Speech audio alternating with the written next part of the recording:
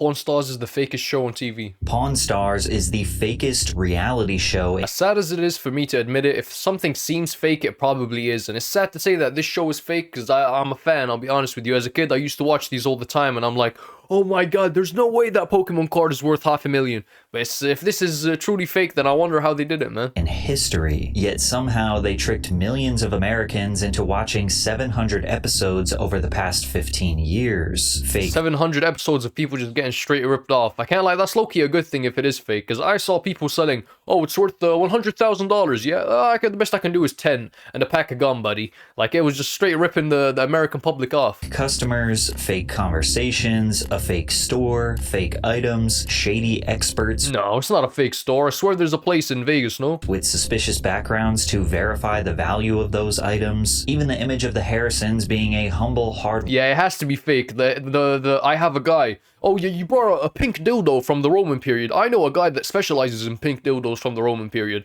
I'm like, I'm sorry, what? Does he know everybody, bro? Working blue-collar family is mostly fake. The TV show was essentially an extremely calculated and systematic distraction to prevent the sellers from realizing they were being borderline scammed. And in this video... Oh, so the sales were real. Okay. We are going to expose it step by step. However, this system was built out of desperation because the cast we now know today was actually so unlikable in real life that nobody initially wanted to work with them. See, the only likable person is probably this guy. I don't know about the old man over there. He looks grumpy as hell, but I'll be honest with you, this guy's likable. He was like, whenever someone would come in with like Pokemon cards, always remember he'd be like, yo, he would tell this guy, I don't know his name, he'd be like, yo, pause, bro. Those cards are worth so much. And then every episode he would be like, what? Like, you'd think at some point, okay, if the PSA 10 Charizard is worth something, but every time he would be surprised. The show's producer, Brent Montgomery, recalls the first time meeting them. I walked out of the pawn shop and I said, I never want to go there again. These guys smoked. They were saying the same jokes over and over. I was actually the fourth producer to work with them. Hey, man, they're ready for TV then, because that's basically every single TV show. SNL. Pumping out the same skits, same TV shows. I mean, come on, bro. And so I certainly didn't think that was going to be a hit show. Additionally, pawn shops are not exactly a secret goldmine of treasure and rare artifacts. Most shops mainly make their money through loans given to extremely desperate people. Oh yeah, when you pawn something, it actually means giving people, like, for example, you get a loan based on the items you own. That's what actual pawning is. Like, if you actually go to a pawn shop, usually what happens is, for example, you hand them a watch, and they're like, okay, we'll give you a $10,000 loan. If you don't pay up that loan, we keep the item. It's not like they buy the item straight up. That's what most pawn shops do, but people don't know that. Sellers will offer the pawn shop their lawnmowers, blenders, TVs, firearms, anything with a little bit of value. Then the shop gives them 25 to 60% of the item's resale value in cash, and the seller only has 30 or 60 days to buy the item back with interest. Yeah, if you ever find yourself going into a pawn shop, just know something went wrong, man. You're just there to get ripped. It's like a last resort. The only people I imagine go to pawn shops, like, unironically, are people trying to, like, afford the next hit of crack. The average pawn shop loan value is $75 to $100, meaning these people are likely next to broke, struggling to keep a roof over their head, or withdrawing from hard drugs. Rick Harrison, the main character and owner of Gold and Silver Pawn in Las Vegas, said, I think it's 20% of the adult population in the United States that does not have a bank account, and Whoa, there's no way that's a real statistic. 20% of the population doesn't have a bank account? That is insane. I mean, they do make it extremely difficult, and I will always be against people like little kids not having debit accounts, for example. Like, when I was 15 or 14, I always wanted a bank account, but you need the parents' permission, and then it's like, bro, I don't want to have, like, the necessarily line of credit, but why is opening a normal bank account so difficult? But I kind of understand where they're coming from, because obviously they need to care about, like, not everyone can have a PayPal account, because then they can use it to launder money. So it's a sticky situation, this online, this fintech. Most of them can't get one. They don't have credit cards. They don't have anything like that for when some small emergency pops up. A lot of people don't realize that up until the 1950s, pawn shops were the #1 form of customer credit in the United States. So it's safe to say a show about struggling Americans giving away their possessions for $100 out of desperation isn't exactly the most entertaining idea, which is why their pilot episode was shot down by every major network. You can't give me two? No. 50. No. I mean, to be honest with you, like, the full episodes are basically just like slop. Honestly, I just watched like the YouTube highlights. Those are interesting when they're like the top 10 most expensive guitars to ever be seen on I actually nearly said the hub. Yeah, as a kid, I was always like, I can't say that porn stars. I was always worried to say the name of the show because I was like, it might slip out one day. Oh, I can do 120. It's the best I can do. Yeah, the item's probably like the Queen's crown. For that. One time, The fucking Mona Lisa. The best I can do is $130. Oh, buddy, they'll spit in his face and walk out of there, bro. a guy bought a bunch of stuff at Walmart on his credit card. He brought it in here. His grandmother was in the hospital, and she didn't have insurance. I pawned him for him. And then he went out and he stayed up all night. He won $50,000 and came back, got the TVs back, took them back to Walmart. So if the pawn shop employees were unlikable and the day-to-day business of pawn shops is low-key depressing, the show is dead in the water, right? Well, Rick Harrison was not willing to give up on the idea of him getting his own TV show. You know, I have a pawn shop on the strip. You know what I mean? Like, I was always like a media, because that was like free advertising. So I'd always like, I'd put my, like, you know, it was the only 24-hour pawn shop on the strip in Las Vegas. And, so I mean, so before you know it, I'm getting Super Bowl rings, things like that. So Oh wow, now I just realized they're next to Las Vegas, so most of the people that come in, they're trying to just like sell things so they can gamble. That's kind of crazy. Like, they're basically just profiting over like desperate people. But I guess that's a lot of businesses, to be fair. Like, if I'm gonna be against them, I must also be against every sports betting or every gambling website. I used to put I put like my Super Bowl rings on this on eBay like a week before the Super Bowl, like, so then like a bunch of reporters, you know, radio stations and things like that would call me, and it was always free press, and it was always good for business. So like 20 years ago, I'm thinking like, hey, if I get one of these reality shows, get a season or two, you know, it might be good for business. Yeah. Ironically, You know what's actually crazy? The people that live in Vegas, like live there, don't just come there to like basically blow a bag. The people that live there stay very far away from gambling. Because you gotta imagine, like, the moment you slip, it's a very slippery slope. Once you start getting addicted to gambling, you're literally in the gambling hub of the world. Like, people all around the world come to Vegas. Like, if you're ever addicted to gambling, the worst place to stay is Vegas. Because you will blow every single cent you have. the way Rick and Holy shit, the gyno's sticking out, bro. Holy, they're just staring dead at me. Brent got their reality show was by completely distorting the reality of the pawn shop. Basically, they sold a lie, and the History Channel bought it. In 2009, the History Channel was looking for something different to boost its ratings, which got Rick and Left Field Productions a second chance to share their idea. But to work with the History Channel, Rick agreed that the show had to be much more family-friendly than the original concept. It started with the characters, focusing on 3 generations of the Harrisons. Rick Harrison would sit at the center of the operation, often being referred to as the genius. He would be tasked with spotting fakes, explaining The genius, I'm sorry, like, they're very smart, but most of their job is literally calling a guy that they've met 50 years ago that knows a lot about specific types of paintings. Like, that's basically what they do. the history behind the They're middlemen. items and keeping the family in line. Back in the day, the Mint was always coming up with new designs. They actually tried to get a nickel into circulation where there was a nickel, but it had a hole in the center, so everyone called it the Holy Nickel. Rick's father, Richard Harrison, would take the name What is this picture? Yo, what the fuck? the Old He Man. looks goofy as hell.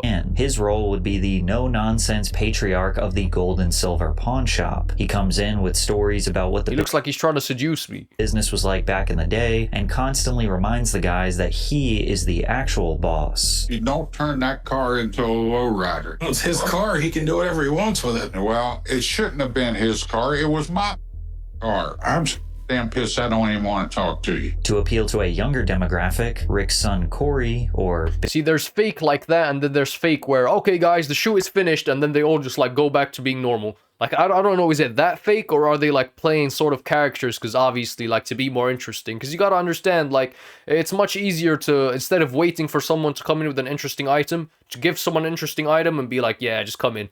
Like, that would be so much easier. Like, all the shows you hear about are most likely fake, because you can't, like, make up a TV series like this. Like, to have interesting people come in every single episode, like, it would have to be 1 in a billion, so it's much more likely that they're basically paying people to come in. Big Hoss would Or, like, faking it. work alongside his dad, learning everything he can about the business, only to constantly mess things up and make bad deals. Test drive it?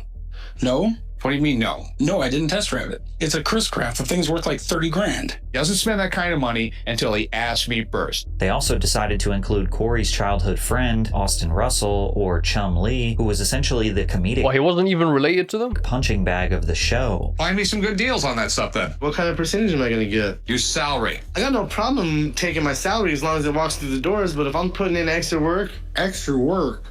You don't work to start with. But it wasn't the characters that made the show successful. Even the producers knew that. I think people love stuff. The items are the stars. Don't tell the stars that. People That is true. People like to see just expensive things, and I guess their reaction once they realize, oh my god, it's worth how much? Like, I think that's why a lot of people watch. really remember when you bring in a Coke machine from the 60s and what it felt like to go to a Coke machine, and the great stories behind the stuff that you don't hear on other shows. On the show, people brought in gas masks for babies from 1938, ancient swords like katanas or Chris swords from the 14th century. Oh, those were my favorite. When they start bringing in weapons and they're like, who killed who with this weapon? And it was Julius Caesar's sword. Those are epic.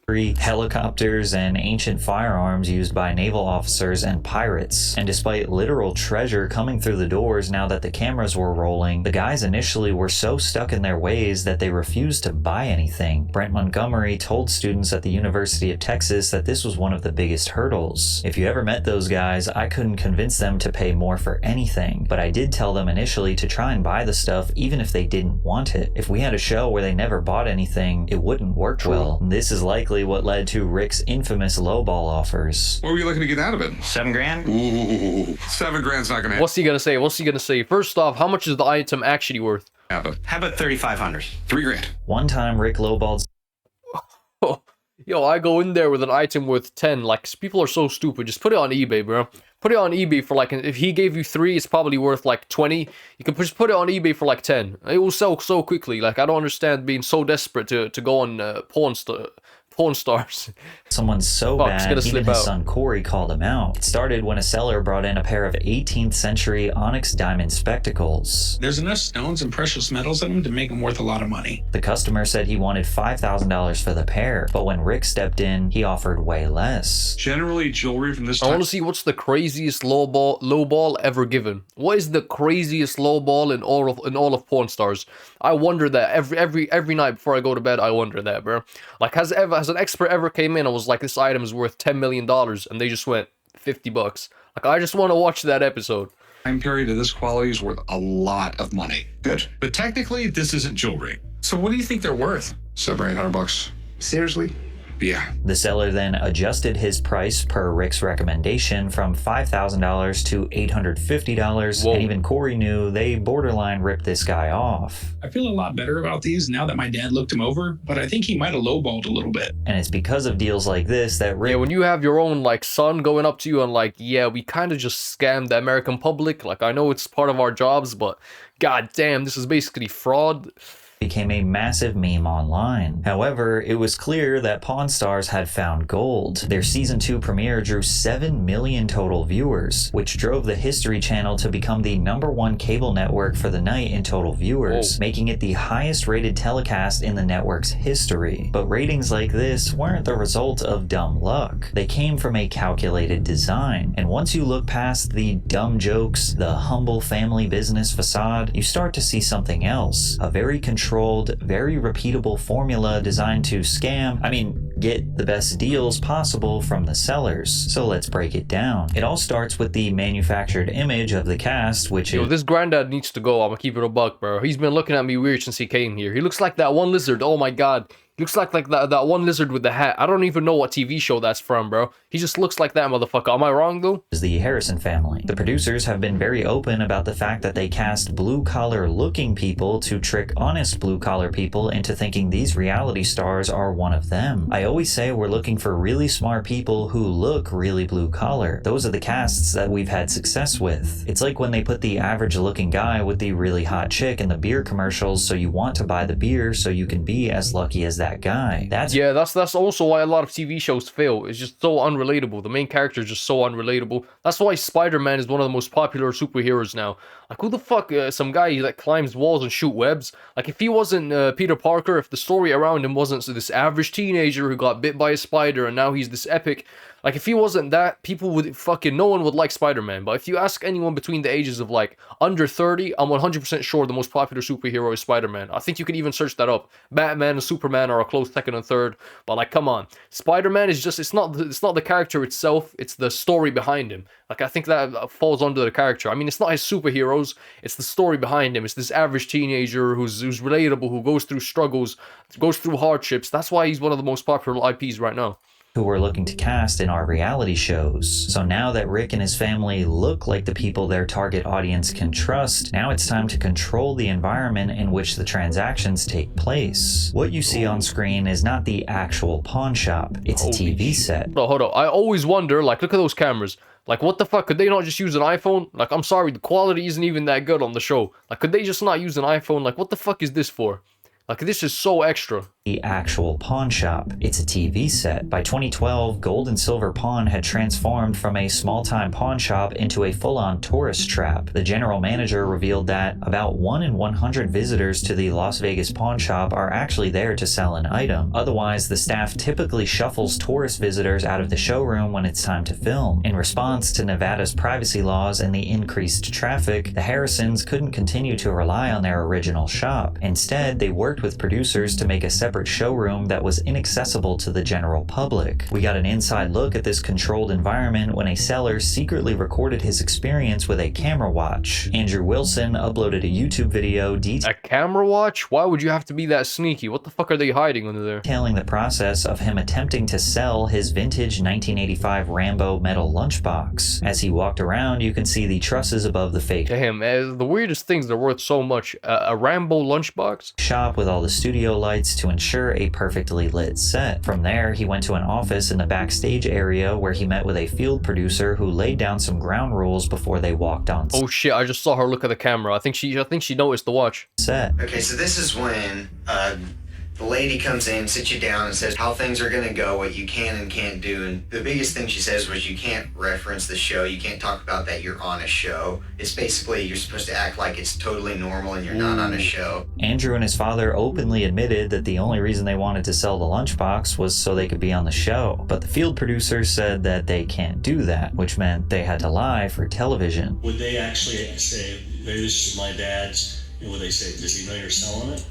Would they say something like that? Yeah, and I swear, like, if you want to be on the show, there's like a website you have to apply to, and then you have to like showcase the item, and then you send the item beforehand so they could check its authenticity, and then they have to act like it's their first time seeing it. Like, it's just, it is TV, it is fake, and all TV is fake. Never try to convince yourself that, oh no, this TV show that I love is real. No, if it's a popular TV show that's supposed to be random, nothing random goes viral. Like, nothing truly random can produce 700 episodes and be the #1 rated on a channel. Like, it's 100% fake. I mean, I don't know. Like, Doesn't mean it's not entertaining. He's like, why are you selling it? Like, why are you selling it? To get on phone stuff. I know, you can't reference the show. When he finally walked onto the showroom floor, Andrew noticed that all the customers were just extras, pretending to be paying customers looking at all the items in the background. And listening to him interact with Corey and Chum Lee is way different than what you see in the final product. There you go. Take that. Yep, that's what they said. Hey, how's it going? Hey, how you doing? How you doing? Good. I have a Rambo lunch Oh my god, I might need to get one of those watches, man. These things look handy. box. Original from 1985. Rambo, that's awesome. The matching thermos. Here, I'll show it to you. It reminds me of myself. I mean, nah, it seems pretty authentic, to be honest. Like, I don't expect there to be IRL, like, some guy pops up with a banner that goes, this item is worth, like the TV show, like, IRL effects. Like, I don't expect that. Just a real badass. Yeah, same here. So where in the world did you get this? From my dad. Do you mind if I pull this out? Oh, yeah, go ahead. He gave it to me. He was a huge Rambo fan, huge Sylvester Stallone fan. He bought it back in 85, and he's had it ever since, and he gave it to me. Okay. Definitely a sign of the times, man. It's so easy. I always wonder how they actually like authenticate something, because there's people that even fake like paintings. Like for example, like Leonardo da Vinci paintings and these really, really expensive paintings. Like there's people who genuinely go to jail for very, very long periods of time because they're discovered to have frauded a painting and they fooled everyone. Like you can't really 100% authenticate these things, because if it was made beforehand, it can be made again, and you can't really differentiate it. Like, oh well, we can study this and tell that it was this old. Nah, you can fake that so easily. Like, I'm pretty sure like a lot of things that we think are real are fake. Imagine sending my kid to school today with a like when they're actually authenticating something, a lot of like the authenticating itself is the story behind the item. Like if you go in there with an item and they're like, okay, how did you get this?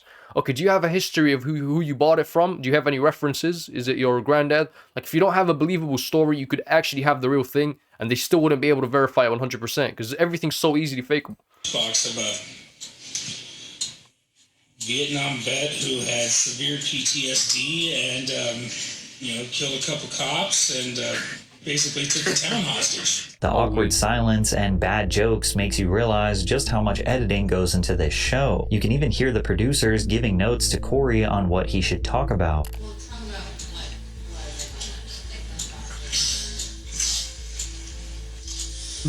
Yeah, I mean, He just has to make shit up. Like he doesn't know what the fuck about lunchboxes. Back then too, lunchboxes were kind of like your expression of who you were as a kid. The awkwardness and the stiffness of the interactions is almost completely gone once you see the final Bro, he looks like he'd own a Rambo lunchbox. No disrespect to the guy. edit. At one point, Steve McQueen was going to play Rambo, Paul Newman was going to play Rambo, and then out of nowhere, Stallone writes, directs, pays for, and produces Rocky. Yeah, all the stuff they're saying, like Corey and Shumley are acting like, yeah, they did this, and it's like, you don't actually know these things. You looked this up 5 minutes before we came out here. It's supposed to look like I just walk in and it's... I've always wondered that, because there's no way you know so much about fucking lunchboxes, bro. Like, I'm sorry, like, what do you do in your free time? I know you hop on TikTok and goon. Like, why are we over here acting like you're some encyclopedia? natural and everything, and Like, I always knew that side was somewhat fake. for those of you who don't already know, it's not like that. This is done in multiple takes, and they tell you specifically what you can and can't do. And in case you needed any more proof of how contrived these interactions really are, the producer Brent Montgomery admitted that the guys are not exactly the experts in history they are portrayed to be, saying, "We found really smart scripters to feed the characters organic information." Now, in this particular instance, But they really just be slapping organic on anything. What the fuck do you mean organic information? What does that even mean? Like, I know organic eggs are like eggs from chickens that have been treated well. Organic informations, what the fuck? So you're not abusing the people that Google the question? Like, what are you talking about? Drew just wanted to be on the show. He didn't really care about making a deal, but that's not the case for anything you put organic beforehand, they suddenly sell it for 5 times the price, bro. Like, can we please shut up, bro? An egg is an egg. I'm gonna keep it a buck. most sellers, nor is it for the Harrisons. After all, they do actually I understand caring about the animal, but if you think that it's somehow gonna be healthier for you because the chicken wasn't abused, I'm sorry, like, nah. have a real pawn shop with full intentions to buy and sell items for a profit, which is why the next phase of their system is a calculated scheme to make sure that they get the best deal possible. Now, about half the time, Rick, Corey, Chumley, or the old man will pretend like they have extensive knowledge on whatever item is brought in front of them. I'm 99.9% sure it's real. I still have that chance that it's not. The seller puts the item on the counter, and one of the guys will go into a history lesson giving all the relevant details as to why the item is interesting or valuable. However, the other half of the time, they will play dumb and admit that they know nothing about the item that is trying to be sold. But lucky for them, 100% of the time, they have a buddy who specializes in the exact... Oh my god, yes, we need answers. We need answers on this topic right here, because there's no way they know somebody for everything that lives in Vegas and around like a 2-hour drive maximum. Like, come on, bro. thing that they need more information on. I got a buddy who works right down the street. I got a buddy who deals in all these antiques. I got a buddy who That's the most iconic part of the show. I got a buddy. works right down the street. He's got a sports shop. I got Right a down buddy the of mine. street. Could call him in a Yo, right down the street is just like a fucking university of these motherfuckers. There's like different sections, different housing complexes for people who specialize in guitars, specialize in sex toys, specialize in condoms. They're just fucking, they have their little meeting areas. A lot when I deal with expensive sports stuff. I got a buddy that's pretty good with stuff like this. Let me have him come down and kind of give me an idea of what they're worth. Let me call somebody who will know everything about this. I got a buddy who all he does is like Hollywood memorabilia. I got a buddy that works literally right across the street. And this is the perfect trap. Yo, like, I want to see right across the street. I want to see right across the street of this store, bro. It has to be like just... From the seller's perspective, that expert feels neutral. He looks authoritative. He explains the item's history, verifies if it's real, maybe even compliments it. But when they give the appraisal, they typically say something like, at auction, this might go for, followed by almost always a price that is far less than what the seller wanted. And now that the expert established the price, the seller now looks crazy for asking anything equal to or more than what they said. But even if the sellers remain firm in their initial asking price, Rick and the gang start talking about the risk, the overhead, paying employees, storage, the fact that it might sit on... I mean, they run a TV show. Do they even, like, is being a pawn shop, do they even sell the items? Like, it must mean nothing to them. And do they loan out the item? I think they just buy it up front, right? Which beats the whole point of the show. Isn't like being a pawn shop is basically they have to when you return the money, they give you the item back. I don't even think they do that. So like selling the item, is that what they end up doing? And that would be such an insignificant amount. Like they run a big ass TV show. Like they don't really care about selling the $2,000 they made off of this flip. Like, I wonder where the money actually goes. A shelf for or months. like where the items go.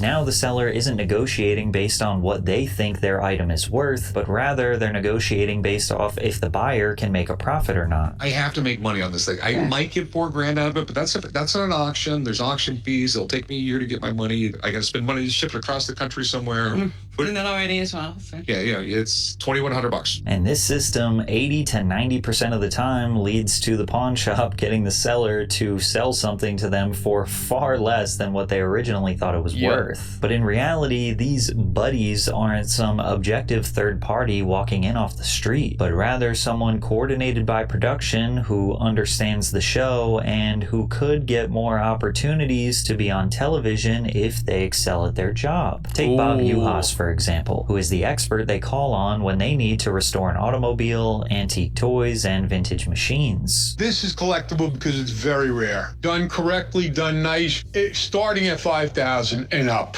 And like this, you should be happy if you walked home with it for $800. Not only is Bob an expert when it comes to bringing discarded items back to life, but he is also somewhat of an actor who was in a couple episodes. How the fuck did you get into that line of work? Like, how do you know, like, okay, I'm gonna get into fixing broken shit, like of American Restoration and Mystery Diners, a hidden camera show to gather evidence of theft or poor customer service at restaurants. So he's not exactly a neutral third party. You could actually argue he is incentivized to give the Pawn Stars guys exactly what they want instead of maximizing the seller's potential payout, especially considering that in the clip I played before, the seller got $850 and Bob got... I mean, when we watch the show, we can look at it and like, in retrospect, look at it and be like, okay, did they get scammed or not? Because this is public information, what the item is worth. Like, you can just search it up. Paid $2,600 to restore the go-kart. It just seems likely that if Bob does exactly what the producers want, he could get more screen time, which means more business for him. The private businesses owned by these experts or buddies benefit from the show so much, you'd almost assume that they have some sort of contract. And one of Rick's buddies may have accidentally leaked information we were never supposed to know. Sean Rich was one of the most well-known experts, appearing in over 50 episodes of Pawn Stars since it debuted in 2009. Sean is... Oh, there's 700 episodes and he's appeared in 50 of them? We see more of him than fucking Rick. A master antique gunsmith, and he's usually called in when the guys need antique guns, swords, or other armory appraised. But when one fan noticed Sean disappeared and they had a few other gun experts on the show, they emailed him saying, "Why haven't we seen you on Pawn Stars recently? We miss you." Sean replied with, "Unfortunately, to make a very long story short, the production company and History Channel wanted me to sign an exclusivity agreement to lock me down, control me, my business, future, my appearance, how I make a living to provide for my family, and expect me to do it for free or very little money without any negotiation, with no guarantee of being used." Now, of course, Sean could be leaving out yeah, he could be leaving out things like that, but honestly, it's similar with the FaZe clan. Like the members not wanting to sign the contract afterwards. If the contract wasn't given up front, like I completely understand them not wanting to sign it, for example. Like these contracts are so like weird. Like once you get into these big stars and these high budget productions, you get into like contracts and it's this big mess and like, oh, we want to lock you down. It's just about controlling people. So like imagine someone came up to you and was like, oh, we want 30% of whatever you make for the rest of your life. Are you saying yes to that? No, I don't care. I don't care that you did something for me beforehand or that you were nice to me. I didn't join based on that presumption. I did not join based on that presumption. So of course like, he would leave. Like he didn't sign up to be fucking controlled by the TV network. Very important context. It could just straight up be a lie, or even a fan just making something up out of thin air wanting to stir up drama. But the idea of the experts having a contract with the show makes sense considering how much the show changes the lives of the experts. Jeremy Brown was the buddy they called in for anything related to sports memorabilia. He relocated his store, Ultimate Sports Cards and Memorabilia, just 1 mile down the road from Gold and Silver Pond due to how much business the show was bringing him. However, there are countless negative reviews accusing Jeremy of selling fake cards, charging $50 to $100 more than the market rate, or extremely lowballing sellers. Wonder where he got that strategy from. Jesse Amoroso, owner of Cowtown Guitars, is the expert they would call in regarding vintage guitars. He also relocated his store to just 1 mile away from Gold and Silver Pond. Unfortunately, he was also probably the wrong guy to platform. Cowtown Guitars permanently closed its business operations after drowning in negative reviews, with multiple people calling Jesse a thief, refusing reasonable refunds, and providing— Who's going to these places? Like I understand being a big fan of the show, but going to the fucking expert's house, the expert's shop? Like what's the point exactly? Like are you into guitars? Like why would you go to that place specifically? Do you think like he's in some sort of position of authority because he was on porn? I'm gonna just forget the fucking show, the show. Providing horrible customer service. I swear, if any of you turn on the subtitles and they've translated it as like PORN, I'm fucked. Even their professional sports authenticator, Steve Grad, who is in charge of authenticating all autographs on sports memorabilia on— Bro, I'm sorry, I don't know what sort of cut this is, where they try to draw on a jawline by having like the beard down here, and then like no beard down here. They like to draw a fake jawline, bro. Like, what the fuck is this? Like, he looks like a pufferfish. I'm sorry. On Pawn Stars, got sued for approving numerous forgeries as legitimate. He then admitted in open court that he has never had any education or training from PSA with regard to how to authenticate signatures. He basically said in court that he learned everything he knows about this business from a buddy. Now, I'm not suggesting that all of the Pawn Stars experts are fraudsters. I'm not suggesting what they are doing is illegal or even deceiving, but it is highly controlled so that the house always wins. And some sellers suspect this and straight up admit that they don't believe the experts. If you wanted to buy this, I'd pay no more than $600 or $700. This one, if you want one of these, I can get you one for $15. See, that's the smart thing to do. Just go on the show and don't sell it. Don't sell it. Just go on the show and don't agree to their prices. Unless they force you to sell the item, which is kind of crazy. I don't think they do. $100. No, they're worth a lot more than that. If you think you can find these on the internet for $1,500, knock yourself out, because it's not going to happen. Yeah, I'd give you $1,000 for the coin. Is this a real offer, or? That's a legitimate offer, yeah. That's not a legitimate offer. But you're just using your position here, trying to buy something for below its market value. $1,000 maybe. So that would be your. Yo, did he break the third wall there? Did he break the fourth wall and we just skipped over that? I think they're trying to like act like I think they were in too deep. Like they've already recorded the full episode.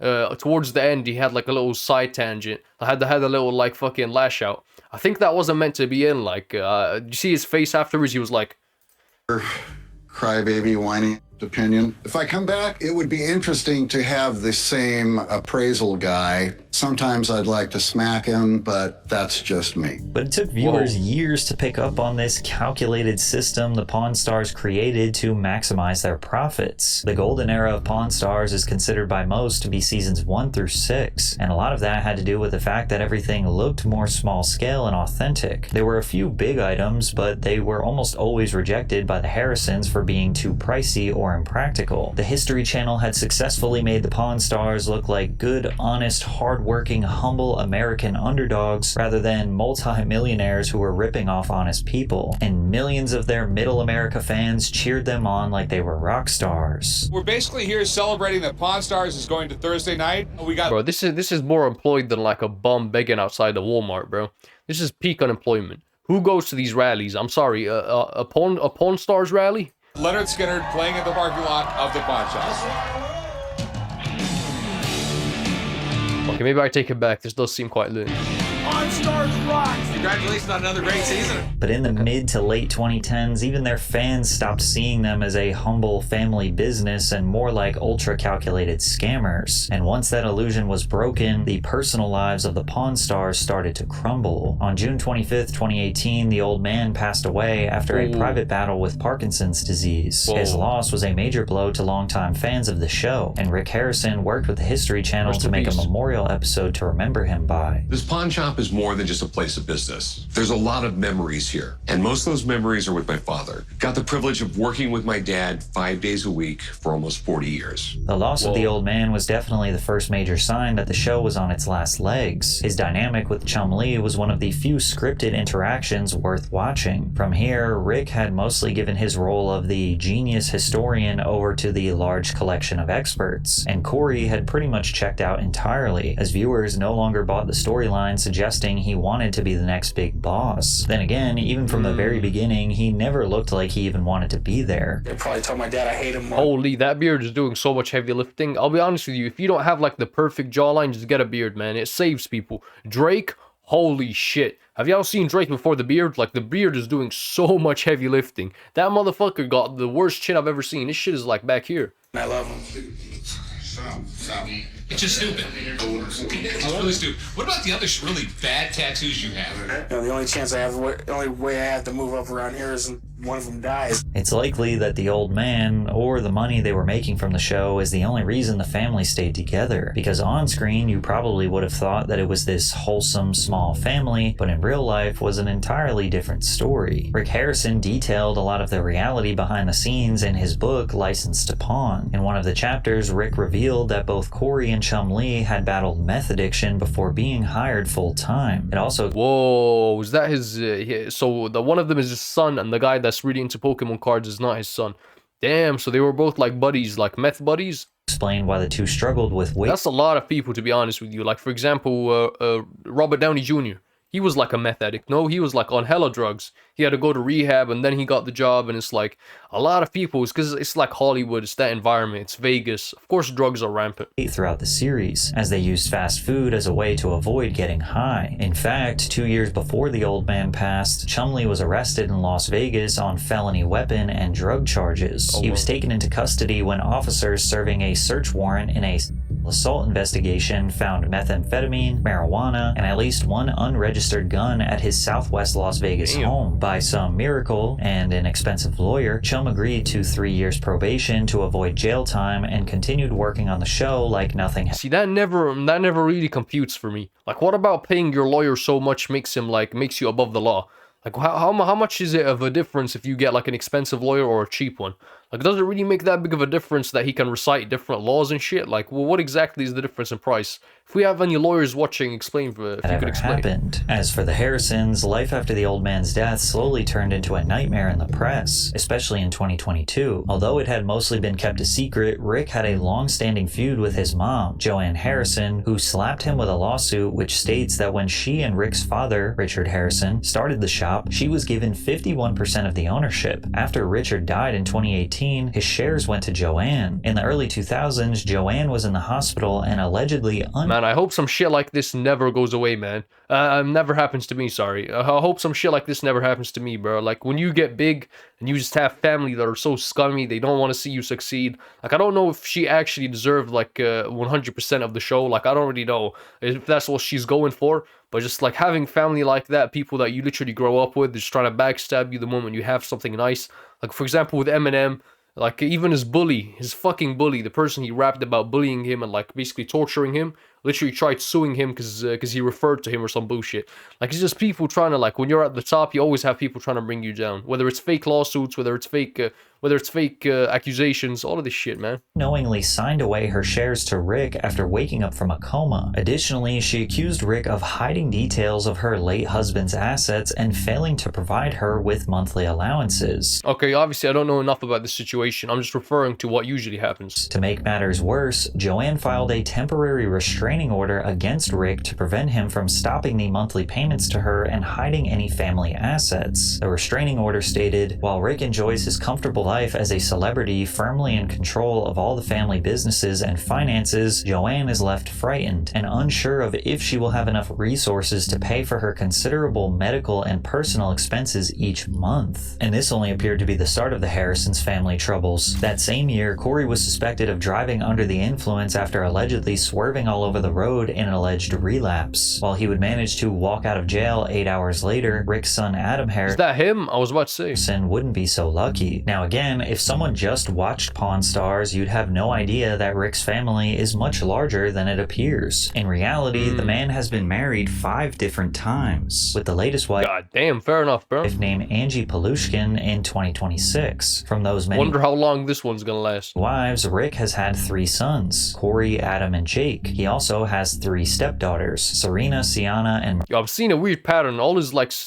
stepdaughters are like dark haired, and then his stepdaughters, so they're not related to him. Okay, that makes sense. Marissa. And while Jake made some brief appearances on the show, most people wouldn't know that every family member has either worked or visited the pawn shop countless times. Rick's son Adam was one of the family members that worked off and on at the pawn shop, but tragically, most fans only saw his face when his own drug habit took a turn for the worse. In 2024, Adam was found dead after an accidental overdose of fentanyl. It was evident that the family drama and trauma was stacking. Man, the whole family's just addicted on drugs. Up to a point where they just couldn't do the show anymore. And in 2025, it was finally announced that the show was not going to be renewed on the History Channel for another season. However, recently they announced a return, but this time without Corey. He said, "At this stage of the game, we're all playing a character on Pawn Stars. I can't play another season of 41-year-old me pretending to be 23. He's 41 years old. God damn. Grown ass man. How is Rick still alive? Rick must be in his like